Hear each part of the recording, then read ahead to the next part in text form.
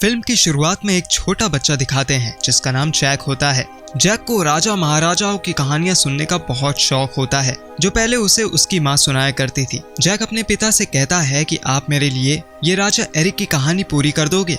फिर जैक का पिता उसे राजा एरिक की और जायंट्स की कहानी सुनाते हैं और उधर एक प्रिंसेस इजाबेले की माँ उसे सुना रही होती है क्योंकि वो राजा एरिक के ही परिवार से होती है। कहानी में बताते हैं कि एक बार कुछ पंडित अपने जादू से भगवान को बुलाकर स्वर्ग जाने का रास्ता निकाल रहे होते हैं, लेकिन उन्हें कुछ बीज मिलते हैं जिन्हें वो पानी में डाल देते हैं और एक बहुत बड़ा पेड़ उगता है जो बादलों में जा रहा होता है। पंडित सोचते हैं कि लगता है कि ये पेड़ स्वर्ग के रास्ते तक जा रहा है, तो वो उस पर चढ़कर एक ऐसी जगह पहुंच जाते हैं जहां जायंट्स रहते हैं। उन्हें पता नहीं होता कि पृथ्वी से स्वर्ग तक के बीच में एक ऐसी जगह है जो बहुत ही डरावनी और जायंट्स की है। फिर जायंट्स उन लोगों को देख लेते हैं और एक एक करके सबको खाने लगते हैं। जायंट्स पेड़ के सहारे नीचे आ जाते हैं और पृथ्वी को तबाह करने लगते हैं, लोगों को खाने लगते हैं। राजा एरिक अपने राज्य को बचाने के लिए कुछ उपाय निकालने का सोचते हैं कि कैसे इन जायंट्स पर राज करके इन्हें वापस भेजा जाए। तब राजा एरिक के कुछ सैनिक एक जायंट को मार देते हैं और उसका दिल निकालकर जादू से पिघलाते हैं जिससे एक ताज निकलता है। फिर राजा एरिक जैसे ही उस ताज को पहनकर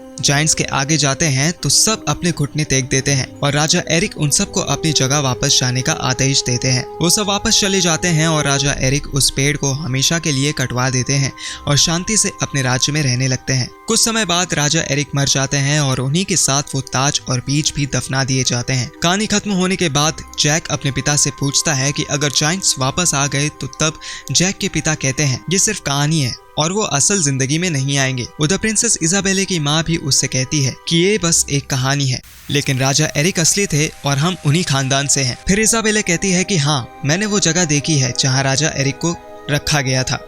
अब 10 साल बाद देखते हैं कि जैक बड़ा हो चुका है और अपने घोड़ों को बेचने के लिए क्लोस्टर राज में जाता है। जैक का अंकल उससे कहता है कि जैक जल्दी आना और अपना ध्यान मत भटकने देना। फिर जैक को एक ड्रामा दिखाई देता है जहां राजा एरिक की कहानी सुनाई जा रही होती है जिसे सुनकर वो बड़ा हुआ था। वहाँ पर भेस बदलकर इजाबेला भी आई होती है। सब वो ड्रामा देखकर बहुत खुश होते हैं और जैक भी वहाँ आ जाता है। फिर कुछ लोग इजाबेले से बदतमीजी करने लगते हैं जिसे देखकर जैक इजाबेले को बचाने जाता है। वो उन लड़कों को सुना ही रहा होता है, इतने में वहाँ महल के लोग आते हैं जिन्हें देखकर सब वहाँ घुटने टेक देते हैं। जैक को लगता है कि सब उससे डर गए हैं, लेकिन वो पीछे मुड़कर देखता है तो महल के लोग आ गए होते हैं। वो इजाबेला को अपने साथ ले जाते हैं। फिर उधर रॉड्रिक को दिखाते हैं जिसकी शादी इजाबेले से होने वाली होती है। वो अपने एक आदमी विक्की से बात करता हुआ अपने स्टडी रूम की तरफ जा रहा होता है, लेकिन तभी एक मॉन्क वहां से निकलता है।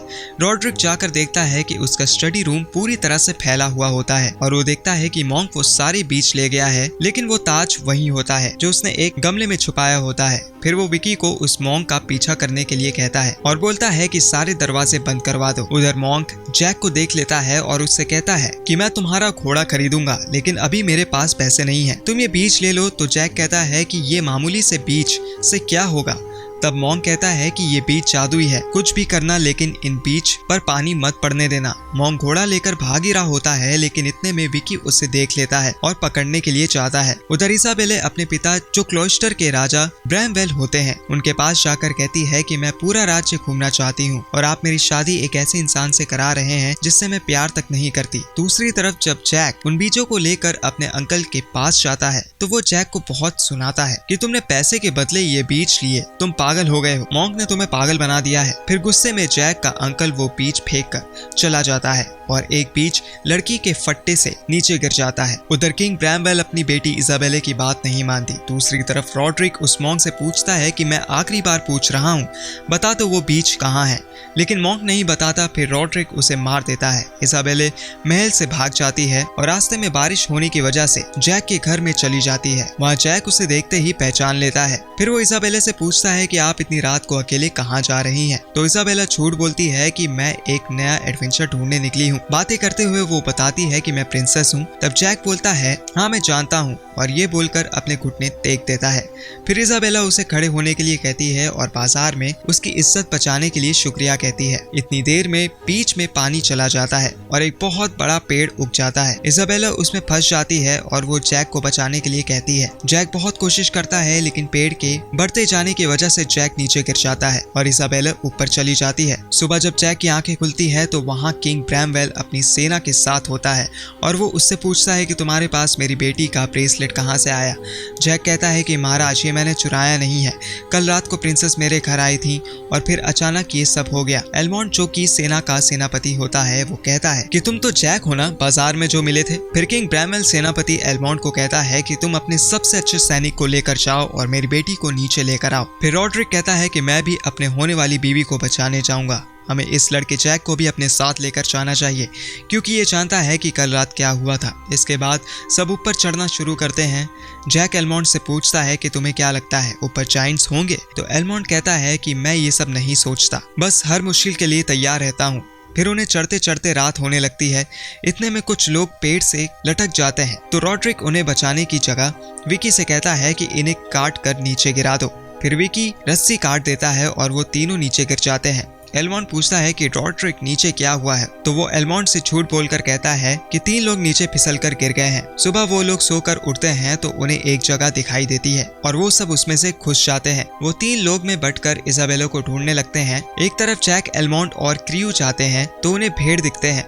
फिर वो उनका शिकार करने जाते हैं लेकिन जैक और क्रेव एक जाल में फंस जाते हैं। जैक अपने चाकू से उस जाल को काट देता है। फिर उन्हें एक बड़े से आदमी की आवाज सुनाई देती है तो वो तीनों छुप जाते हैं। उनकी जायंट क्रेव को देख लेता है और उसे बेहोश करके उठा लेता है। एलमॉन्ट उसको बचाने जाता है लेकिन वो एलमॉन्ट को भी उठ कर ले जाने लगता है। फिर जैक चुपके से उस जायंट का पीछा करता है। उधर रॉड्रिक चालाकी से एक आदमी को नीचे फेंक देता है। रॉड्रिक और विकी उसका मजाक बनाने लगते हैं। फिर इतने में एक जायंट आता है और विकी को उठाकर खा जाता है। दूसरी तरफ से एक और जायंट आता है और रॉड्रिक को उठाने ही लगता है। इतने में रॉड्रिक उसे ताज दिखा देता है जिससे वो जायंट्स अपने घुटने टेक देते हैं। उधर जैक उसका पीछा करते हुए जायंट्स के ठिकाने में पहुंच जाता है जहां उसने इजाबेले, एलमॉन्ट और क्रेव को रखा हुआ होता है। क्रेव जायंट से बदतमीजी करने लगता है तो वो क्रेव को खा जाता है। उसके बाद इजाबेले और एलमॉन्ट को धमकी देते हैं कि हमें बता दो कि तुम और कितने लोग आए हो। लेकिन इतने में रॉड्रिक आ जाता है और सबको कहता है कि अब मैं तुम्हारा राजा हूँ क्योंकि मेरे पास ताज है। वो सबको झुकने के लिए कहता है और चढ़कर सिंहासन पर बैठ जाता है। एलमॉन्ट और इजाबेला को खाने में बनाने के लिए ले जाता है। उसके बाद वहाँ जैक आ जाता है। इजाबेले और एलमॉन्ट को बचाने की कोशिश करता है। पहले वो इजाबेले को जेल से छुड़ा लाता है। फिर एक जायंट एलमॉन्ट को ओवन में डालने जा ही रहा होता है। इतने में जैक जायंट को चाकू मार देता है जिससे वो मर जाता है और वो तीनों वहाँ से भाग जाते हैं। जैक कहता है कि हमें पानी के रास्ते बाहर जाना होगा। वो तीनों बाहर निकल जाते हैं और देखते हैं कि एक जायंट वहाँ सो रहा है। जैक प्लान बनाता है कि हम जायंट के मुंह में मधुमक्खियां को डाल देते हैं। फिर एलमॉन्ट उसका मास्क हटाकर जैक के पास मधुमक्खियों को डाल देता है। वो जायंट चटपटा कर नीचे गिर जाता है। उधर सब लोग नीचे पेड़ को काटने की सोच रहे होते हैं। इतने में वो जायंट आकर नीचे गिर जाता है और तब किंग ब्रैमवेल को पता चल जाता है कि अब वो जायंट्स पृथ्वी पर आने की सोच रहे हैं।